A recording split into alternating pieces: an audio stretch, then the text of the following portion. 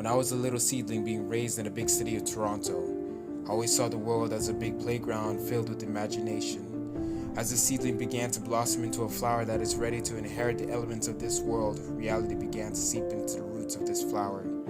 I began to see how the world was harsh on other seedlings. When I went to a restaurant, I saw how many people on the streets without a place for their head to lay and no shelter in their way. For many decades, I became so passionate about this consistent trend in our society. As time went on, I had to stop being the flower and turn into the worm so I can explore each and every one of our gardens and why the flower had no protection or a net to shield them away from the harshness of this world. As I grew older, I came in contact with fellow worms who were older and more experienced. They all saw a trend that began to wither my hope for the world.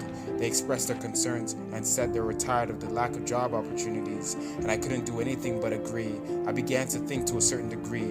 Why do we have veterans who serve their lives to our country laying the streets? Why do we invest in millions in technologies that can obliterate humanity, but never investing in our time and our energy into clothing those with no clothes, sheltering those with no home, but most importantly, giving hope to those who are hopeless? When we think of homeless people, the cactus spew their thorns with negative perception that our lost ones are just as lazy as pylons and they're nothing but roadblocks.